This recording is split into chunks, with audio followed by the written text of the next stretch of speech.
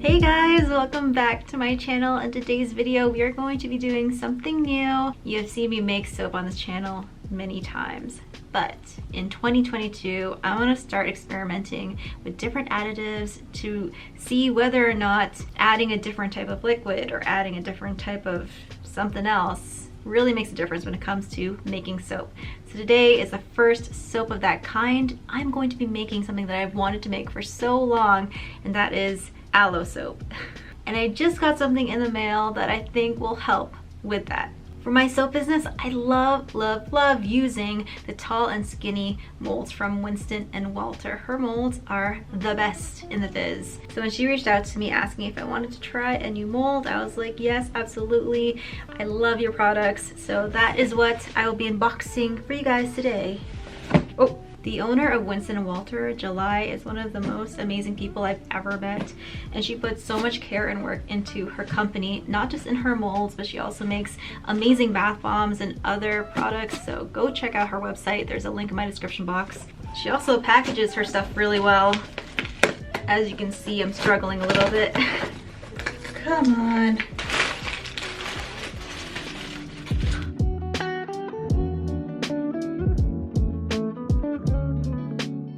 So the first thing that I grabbed out of that box is this. It looks like a silicone mold, but it's smaller than the typical silicone mold I use that are in her 20-inch long, static. In the 20-inch long tall and skinny molds I usually use. This looks like a mini version of that.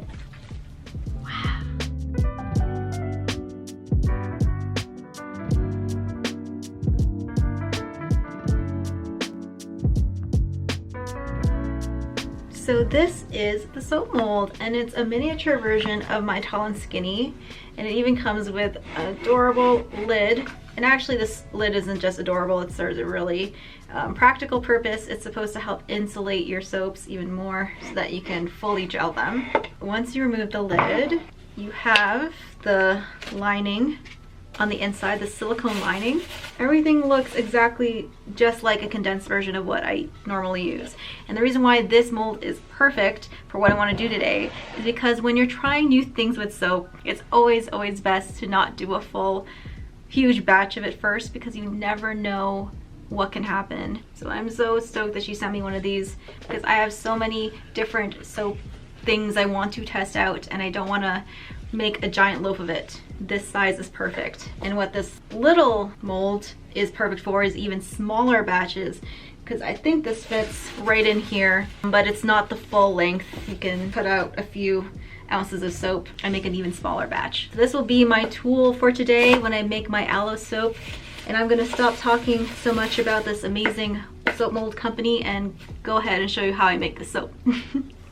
So here we are in the soap studio. So before I begin, I want to quickly talk about the aloe element in this aloe vera soap. And for that, I will be using aloe vera juice. And this will completely replace the distilled water amount that I normally use for my soap recipe. When it comes to the fragrance oil of the soap, I really wanted it to have a spring vibe. So for that, I decided to use Blossoming Tulips and Peonies from Fizz Fairy. And this smells fantastic. It is definitely a floral with some sweetness in there. And because this is a floral fragrance oil, I'm a little bit nervous because floral fragrance oils have that bad reputation of causing soap to seize. I don't know if this will do that, which is why having a small tester mold like the one Winston and Walter sent me is perfect for trying out fragrance oils like these, because you never know. And it would suck to use this fragrance oil in a 20-inch long soap loaf that has seized and is no longer usable or sellable. So hopefully all goes well with this guy, because he smells so good. So for the soap colors, I want to continue with that spring vibe. So the body of the soap is going to be a nice pink, and for that I will be using Fizz Fairy's Little Diva Mica. And in the jar, it looks pretty fuchsia colored. There's a lot of purple tones in this pink. So I won't be using a ton of it in my soap because I'm hoping for a softer pink result. And then my secondary colors will be white and a nice pale green. I'm still debating on whether or not I want to top the soap with some roses. We'll see. I've already mixed my lye with my aloe vera juice, and it's this murky white color but I think that's normal. I'll keep an eye on this as it cools down, and I will add this to my oils, emulsify that together, and start pouring the soap.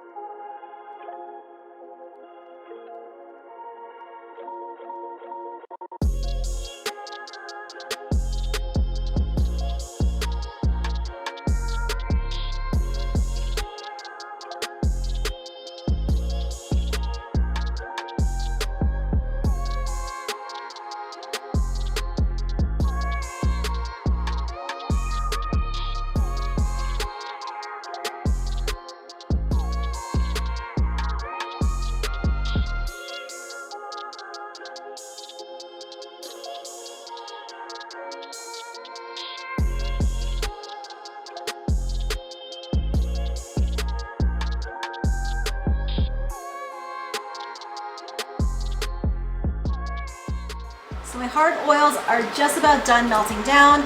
I'm going to combine them to my liquid oils. I'm gonna add some kaolin clay to this, and then I'm going to add my lye water, and then we are gonna get to soaping and pouring.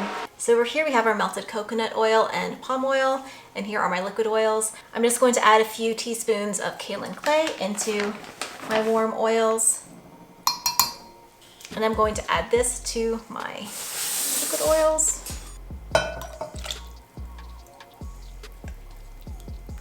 And then I have my lye water, which is a mix of the lye with my aloe vera juice in here. And this is temped at about 103 degrees Fahrenheit. This is gonna go right into here, and then I'm going to stick blend the two together.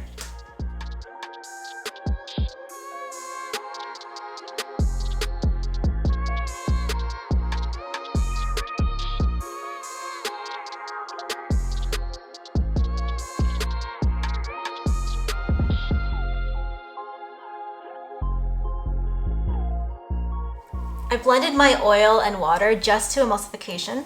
Next, I'm going to separate the soap batter into my 3 colors. Normally I would put my fragrance oil right here, but I don't know how this fragrance oil is going to behave, so I'm just playing it safe. Putting the majority of the batter in the big one, and that's gonna be my pink. The small one is gonna be my white, and this guy will be my green. I think just about enough for each. Perfect. Next I'm going to add my colors.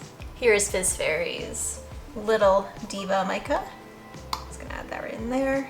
Add my green over here. This is a really light green. Then I'm going to add my white into here. I'm gonna use my stick blender to mix everything together.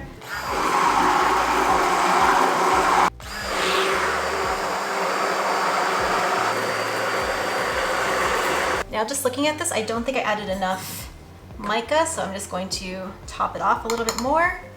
Get that just a little bit more vibrant.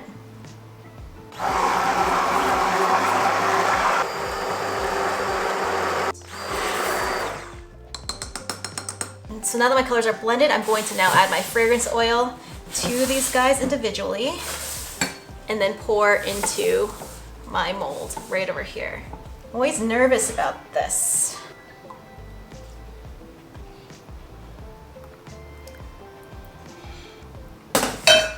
So far, so good. Seems to be behaving nicely, but I'm keeping a careful eye on it. It is starting to curdle on me, I can see that. So I'm just going to maybe give it a quick stick blend. Yep, it's starting to get pretty hard. I'm going to start pouring. Whoa.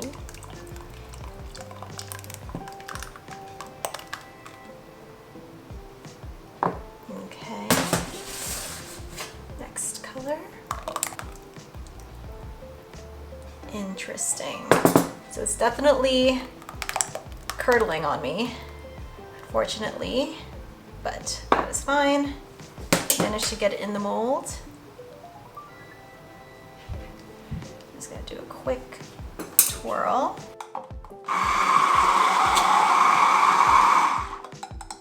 It is starting starting to harden on me here, which is great. Now we're just going to put the rest of our soap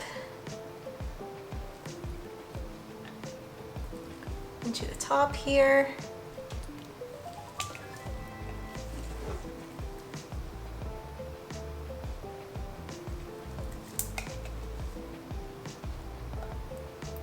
Now I'm going to wait for it to set up just a little bit more so that I can go ahead and sculpt the tops.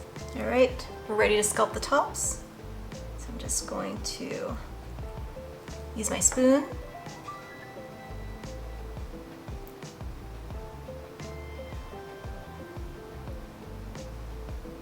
So this funny texture in the soap is definitely because of the fragrance oil.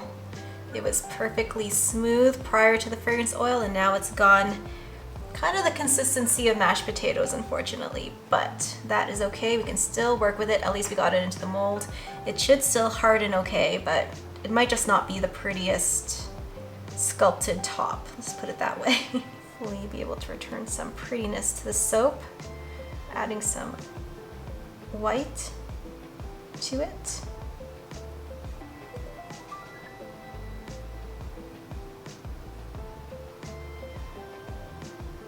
Doing tops this way is a great alternative for those who are scared of piping soap frosting on top of soap, because this is pretty much just spooning it on top of the soap. And you still get that effect of a tall frosted soap without the mess of using a piping bag and the uncertainty of a new soaping technique, which, let's be honest, is the reason why I haven't attempted it yet, because it looks difficult.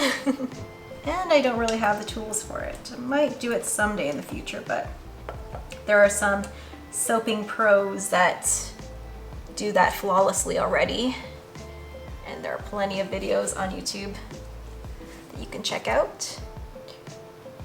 So we have gotten a pretty high top here, and I have no doubt that if I were to put the fragrance oil right into my batter without mixing the colors first, it would have seized on me. So be really careful when using florals as your fragrance oil. The last thing I'm going to be adding is these rosebuds to the top to help decorate my soap. So I'm gonna use these guidelines that Winston and Walter has notched into the sides of the mold and put my rose smack dab in the middle so that each bar gets a rosette. Man, this soap smells fantastic.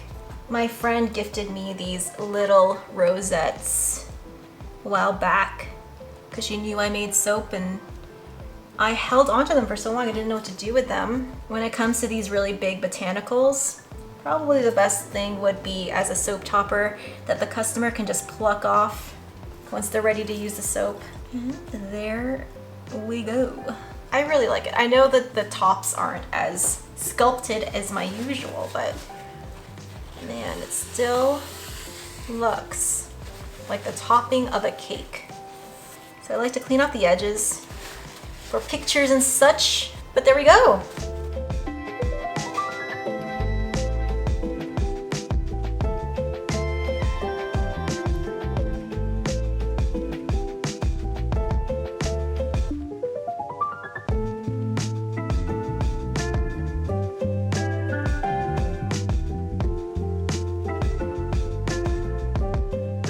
So here is the final poured soap, and you can see I was able to get that really fun frosted look with just by scooping the quickly solidifying white soap batter onto the top of my soap.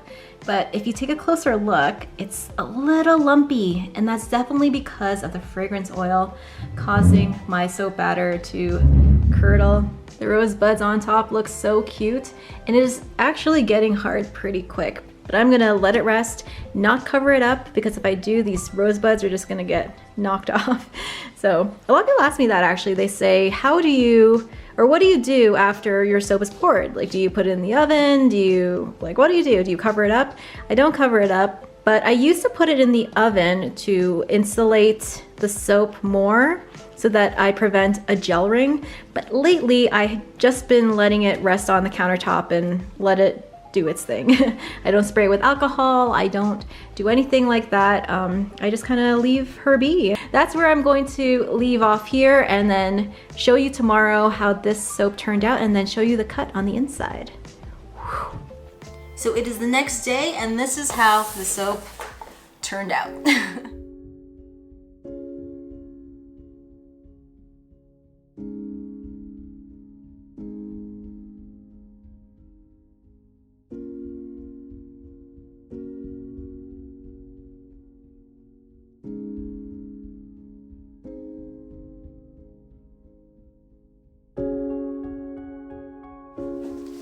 When it comes to unmolding these guys, it's pretty straightforward.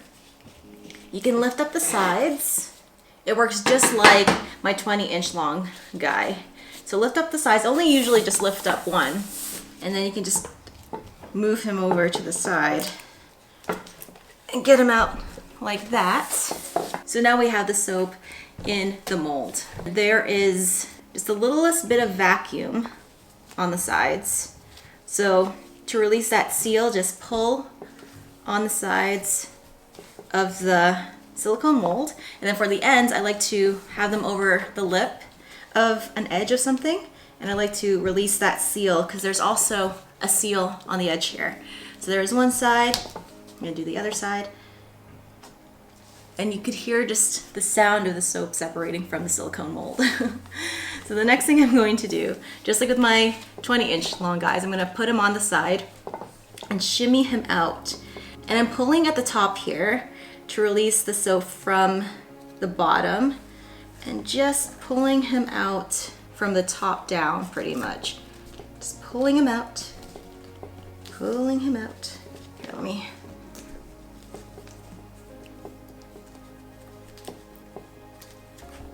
So what we have here is the soap on its side. And it did turn a gorgeous pink color, which I'm very pleased with. So now we're going to be cutting this guy. And to do that, just put him back on here. And I grab my soap cutter. So this soap fits great on my soap cutter here. I usually need to put another wooden plank at the end of it, but this looks like it's fine. And I'm gonna start by cutting off the edges of each side and then going from there.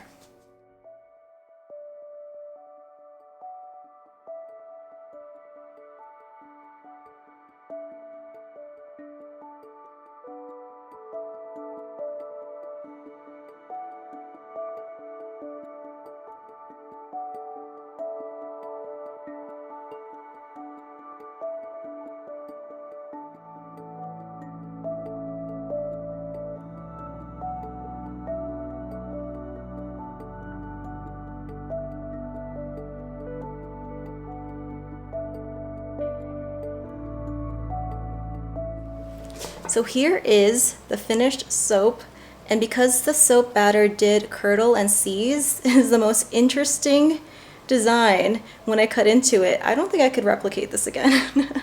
I do love the pale green and the white with the soft pink, and I think it looks really good with the rosebud on top. I love the tall and skinny soap shape. I feel like it fits hands so nicely. And I love that I don't have to make a giant loaf of 20 bars in order to test out the different additives and fragrance oils. This design is actually so interesting and cool. You can stare at it for a long time.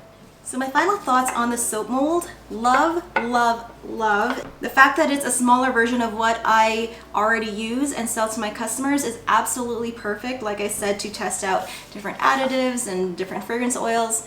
But also for beginners, it's a fantastic way to dive into the world of soap making without having to make big batches that you see other people who film themselves making soap make. So it is absolutely perfect for that.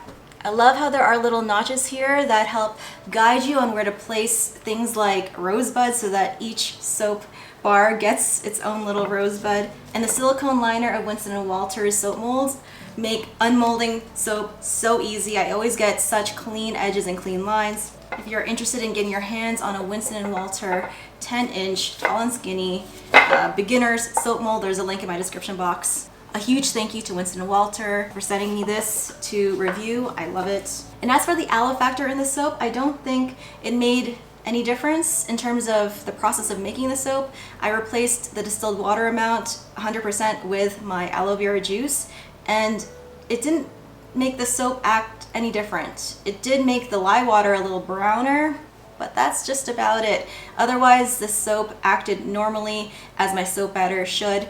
And in terms of my new oils and different ratios that I used, that went all completely well.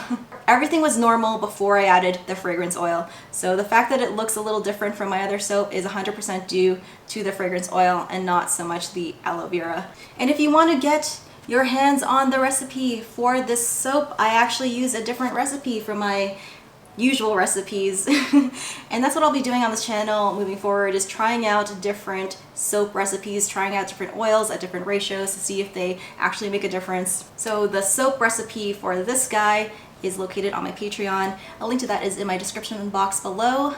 Speaking of my Patreon, thank you to everybody who has chosen to support me on there. And on there, I like to engage with you guys and answer your questions, and you guys get a little bit of an extra sneak peek into my soap making world, my business world. So if that's something that you are interested in, go ahead and check it out. And I want to give a huge thank you to my Bubble BFFs. These guys right here, they are so wonderful and so nice, and I really appreciate each and every one of you. So thank you so much. So that is it. If you like this video, give it a huge thumbs up. If you want to see more, then please subscribe. And until the next video, keep smiling, keep being awesome, keep making beautiful, wonderful things like tulips and peony aloe soap. And until the next one, bye guys.